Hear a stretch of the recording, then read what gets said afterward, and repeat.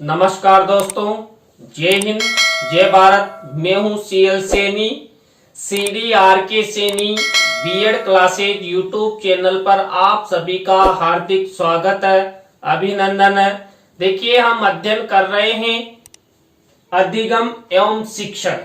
अधिगम एवं शिक्षण पेपर के अंतर्गत आज की लाइव क्लास में हम शिक्षण की प्रकृति, नेचर ऑफ टीचिंग के बारे में चर्चा करेंगे। तो आप सब बने रहें हमारे साथ, हमारे YouTube चैनल के साथ। और यदि आप हमारे YouTube चैनल पर पहली बार आए हैं तो हमारे YouTube चैनल को सब्सक्राइब करें और पास ही बने बेल आइकन के बटन को जरूर दबा देवे, जिससे हमारे द्वारा जब भी कोई न्यू वीडियो अपलोड किया जाता है या लाइव क्लास चलाई जाती है तो उनके नोटिफिकेशन आपको मिल सके और आप अच्छा अधिगम करते हुए परीक्षा की आप अच्छी तैयारी करें, अच्छे क्रेडिट आपको मिले। तो आइए देखते हैं शिक्षण की प्रकृति। देखिए, शिक्षण छात्रों के व्यवहार में परिवर्तन लाने की प्रक्रिया है। देखिए, जो शिक्षण होता है, इस शिक्षण के द्वारा छात्रों के व्यवहार में परिवर्तन लाया जा सकता है। तो यहाँ पर जो शिक्षण है, इस शिक्षण को व्यवहार परिवर्तन की प्रक्रिया माना है। और देखिए, जब हमने शिक्षण का अर्थ और परिभाषा के बारे में आपको बताया था तो अधिकांश विद्वानों ने भी यही कहा था कि जो शिक्षण है ये बालकों के व्यवहार परिवर्तन की प्रक्रिया है। यहाँ पर वैश्विक समाज के सभी मानवों का व्यवहार परिवर्तन शिक्षण के द्वारा ही संभव है।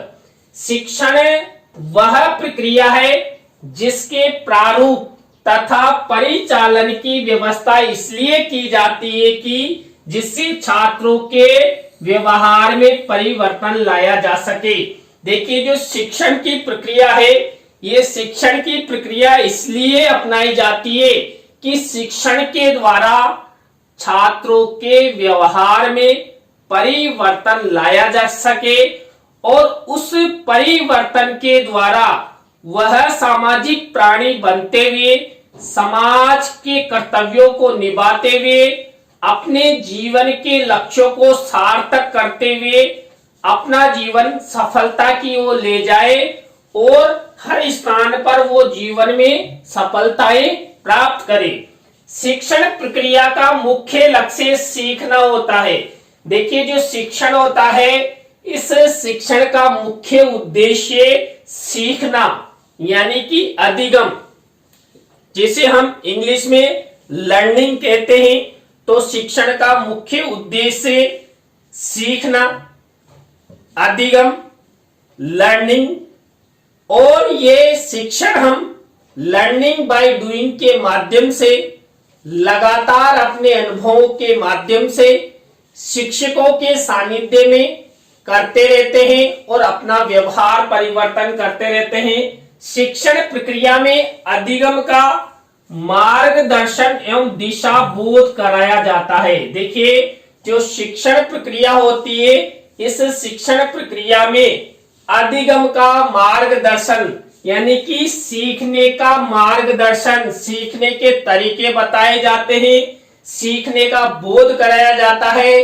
सीखने हेतु बालक बालिकाओं को दिशा निर्देश दिया जाता है कि आपको इस तरह सीखना चाहिए, इस तरह ज्ञान ग्रहण करना चाहिए। तो इन सब के बारे में बोध कराया जाता है।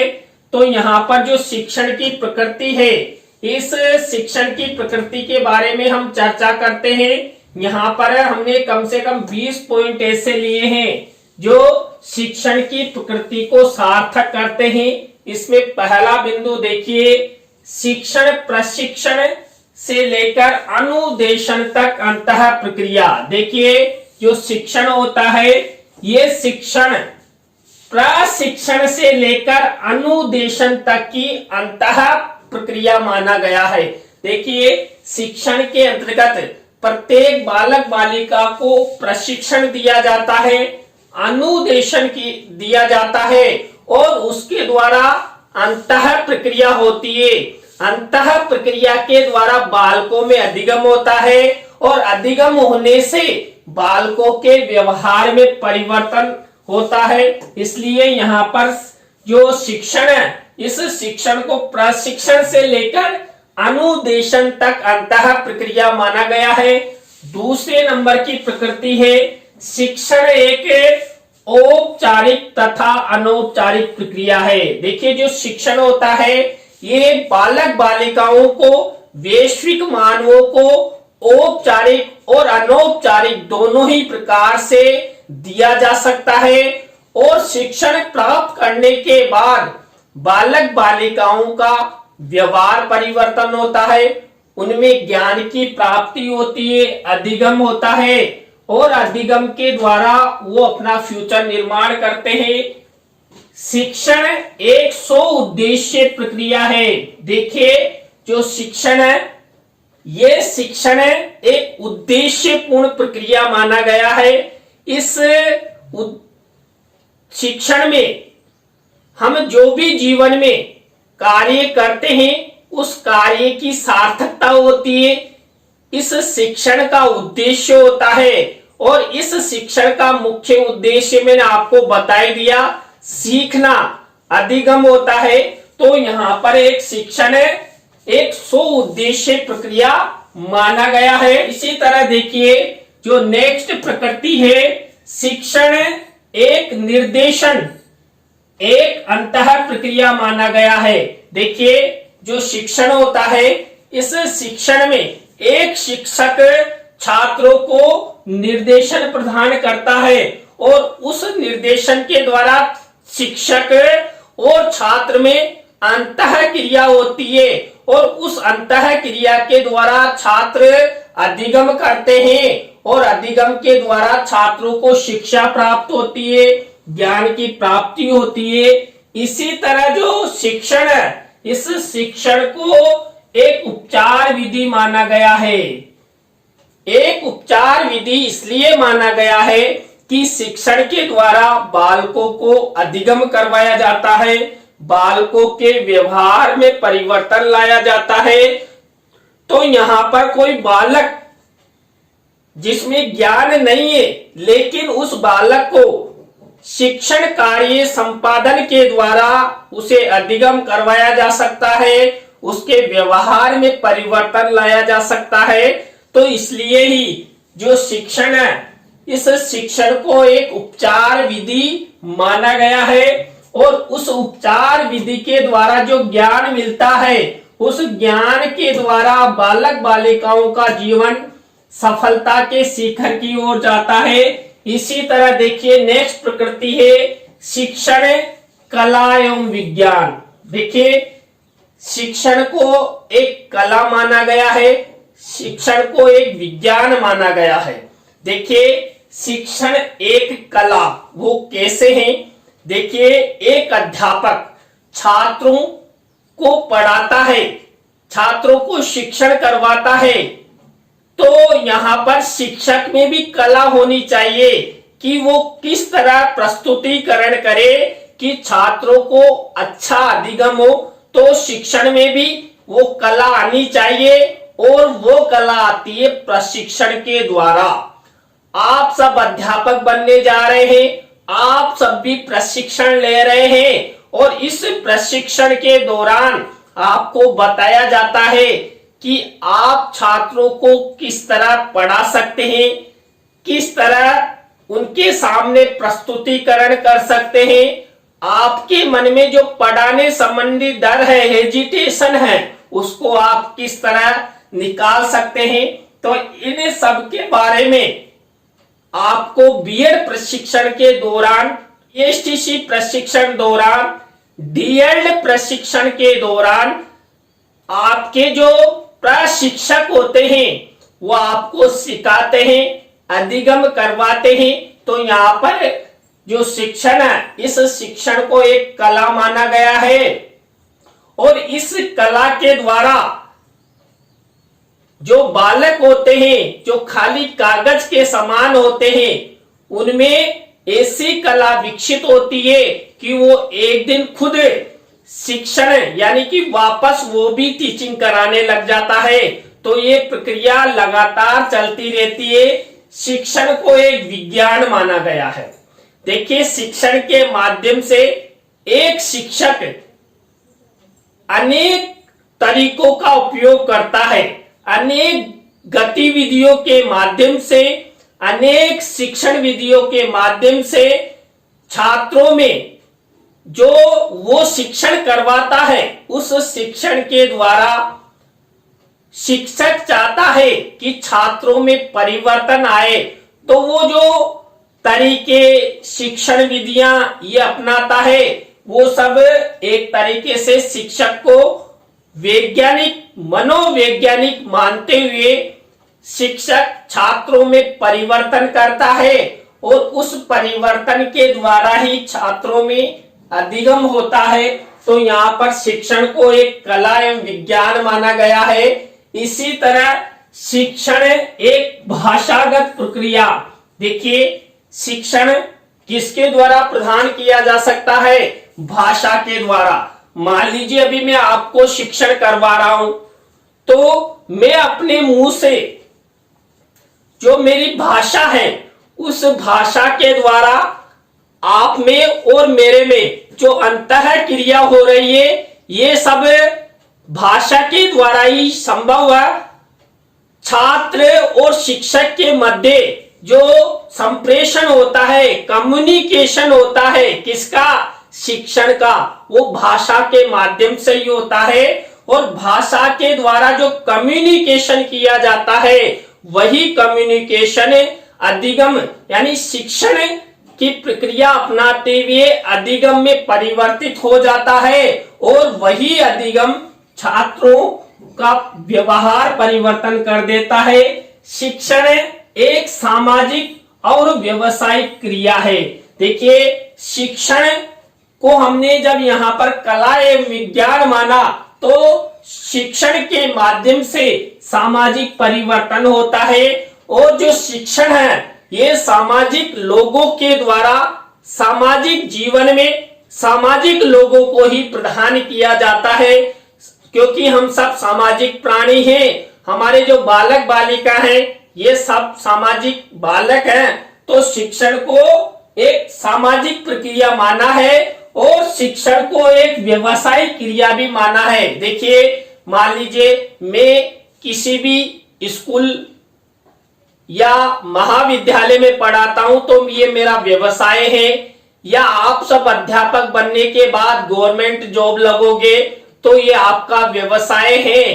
तो यहाँ पर देखिए, शिक्षण का व्यवसाय भी वही अपना सकता है जिसमें कला होगी, अच्छा प्रस्तुतिकरण की कला जिस शिक्षक में है, वो शिक्षण को व्यवसाय बना सकता है। देखिए, अभी मान लीजिए मैं YouTube चैनल के माध्यम से आपको अधिगम करवाता हूं, तो या तो मुझ में कला होगी, तभी मैं शिक्षण कार्य संपादित करवा रहा हूं, तो ये एक मेरा बिजनेस हो गया। तो इस तरह जो शिक्षण होता है, इस शिक्षण को सामाजिक और व्यवसायिक प्रक्रिया माना है। इसके बाद देखिए, जो शिक्षण होता है, इस शिक्षण को एक मापन की प्रक्रिया माना है। देखिए, शिक्षण के द्वारा हम जब छात्र छात्राओं को शिक्षण अधिगम करवाते हैं, उस शिक्षण अधिगम के बाद जब हम छात्रों का मूल्यांकन लेते हैं, तो हमें कुछ उपलब्धि प्राप्त होती है। मूल्यांकन के द्वारा जब छात्र अपना मूल्यांकन देते हैं और अपनी उपलब्धि एक यानी कि एक उत्पाद के रूप में जब छात्र हमें शिक्षण की प्रतिफल के रूप में अपना परिणाम देते हैं, कोई छात्र फर्स्ट डिवीजन आता है, कोई छात्र सेकंड डिवीजन आता है, कोई छात्र मेरिट आता है, तो यहाँ पर शिक्षण का प्रतिफल मिलता है। तो यहाँ पर शिक्षण को एक मापन माना गया है कि जो शिक्षक द्वारा जो शिक्षण प्रदान किया जाता है, इस शिक्षण के द्वारा ही छात्रों में परिवर्तन आता है और उस परिवर्तन का जब ज्ञान शिक्षक द्वारा लगाया जाता है, तो वहां पर कुछ उत्पाद यानी कि प्रतिफल मिलता है। तो यहाँ पर शिक्षण को एक मापन की प्रक्रिया माना। इसी तरह देखिए शिक्षण की नेक्स्ट प्रकृति है शिक्षण एक विकासात्मक प्रक्रिया। देखिए जब किसी भी बालक बालिका को शिक्षण करवाया जाएगा तो क्या होगा, उस बालक बालिका का विकास होगा। शिक्षण के द्वारा ही जब बालक में अधिगम होता है, बालक में व्यवहार परिवर्तन होता है, तो बालक का व्यवहार परिवर्तन होने से 100% विकास भी होगा और विकास होगा तो वह अपने जीवन के लक्ष्यों की ओर आगे बढ़ेगा और जीवन के यदि लक्ष्य वो प्राप्त कर लेता है तो अपना जीवन वो सफलतम भी मानता है। तो शिक्षण को एक विकासात्मक प्रक्रिया माना है। शिक्षण की नेक्स्ट प्रकृति है शिक्षण एक सुधार एवं विकास प्रक्रिया। देखिए जो शिक्षण होता है ये संपूर्ण वैश्विक मानवों के बालक बालिकाओं का विकास करता है, वैश्विक मानवों के बालकों का सुधार करता है। देखिए बालकों में कई प्रकार की कई गलतियां होती है, कई प्रकार के जो शिक्षण प्रक्रिया है, इस शिक्षण प्रक्रिया में जो बाधाएं होती है उन सबको दूर शिक्षण करता है और शिक्षण के द्वारा बालकों में सुधार और विकास की प्रक्रिया अपनाई जाती है। नेक्स्ट प्रकृति है शिक्षण पृष्ठपोषण या प्रतिपुष्टि की क्रिया है। देखिए शिक्षण के द्वारा क्या होता है, आपने देखिए आपके बीएड पाठ्यक्रम के दौरान माइक्रो टीचिंग की होगी। माइक्रो टीचिंग में प्रतिपुष्टि प्रदान की जाती है, मोटिवेशन प्रदान किया जाता है, फीडबैक प्रदान किया जाता है। छात्र जो गलतियां करते हैं उन गलतियों में सुधारात्मक प्रक्रिया अपनाई जाती है, उन्हें पुनः शिक्षण करवाने के लिए कहा जाता है। तो जो शिक्षण होता है इस शिक्षण के द्वारा पृष्ठपोषण यानी कि प्रेरणा प्रदान की जाती है, उन्हें सुधार करने हेतु प्रयास किए जाते हैं और वो होता है शिक्षक के द्वारा जो प्रतिपुष्टि है, फीडबैक भी शिक्षण के माध्यम से हम छात्रों को प्रदान कर सकते हैं। इसी तरह जो शिक्षण होता है इस शिक्षण को एक तार्किक क्रिया माना गया है। देखिए हमने अध्ययन किया है कि जो शिक्षण होता है इस शिक्षण के द्वारा बालकों के व्यवहार में परिवर्तन आता है, उस व्यवहार के द्वारा छात्र अधिगम करते हैं और अधिगम करते हुए अपने जीवन को सफलता की ओर लेके जाते हैं। तो इसलिए यहाँ पर जो शिक्षण है इस शिक्षण को तार्किक क्रिया माना। देखिए तर्क द्वारा, तर्क की कला शिक्षण के माध्यम से ही आती है। देखिए मान लीजिए दो विद्वान शिक्षण करवा रहे हैं, दो टीचर शिक्षण करवा रहे हैं, तो आपस में कौन सा टीचर अच्छा शिक्षण करवाता है, कौन सा शिक्षक अच्छा शिक्षण, यानी दोनों में एक कंपटीशन होगा। तो यहाँ पर और आपस में कई बार तर्क द्वारा भी शिक्षण प्रदान किया जाता है। तो कई तरह की तार्किक क्षमताओं का विकास शिक्षण के माध्यम से होता है। इसी तरह जो शिक्षण होता है ये आमने सामने होने वाली प्रक्रिया है। देखिए जो शिक्षण होता है यह शिक्षण एक अध्यापक सामने बैठे हुए जो छात्र होते हैं उन सब छात्रों को प्रदान करता है। छात्र और शिक्षकों के मध्य कम्युनिकेशन होता है, संप्रेषण होता है। और देखिए हमने आपको बताया था कि जो शिक्षण है वो औपचारिक और अनौपचारिक दोनों ही प्रकार से छात्र छात्राओं को प्रदान किया जाता है। तो यहाँ पर जो छात्र और शिक्षक है ये आमने सामने कम्युनिकेशन करते हुए यहाँ पर शिक्षण की प्रक्रिया संपादित करते हैं। इसलिए ही जो शिक्षण है इस शिक्षण को आमने सामने की प्रक्रिया माना गया। नेक्स्ट शिक्षण की प्रकृति है शिक्षण एक त्रिआयामी प्रक्रिया है। देखिए जब हमने शिक्षण का अर्थ और परिभाषा आपको बताई थी। उस समय मैंने आपको बताया था कि जो शिक्षण होता है ये त्रिआयामी प्रक्रिया है। इसमें शिक्षक, छात्र और पाठ्यक्रम तीनों की महत्वपूर्ण भूमिका होती है। देखिए, एक शिक्षक होता है, किनको सिखाता है, किनको शिक्षा प्रदान करता है, छात्रों को। अब यहाँ पर जो शिक्षक होता है ये पाठ्यक्रम के माध्यम से छात्रों को सिखाता है, शिक्षण कार्य संपादित करवाता है।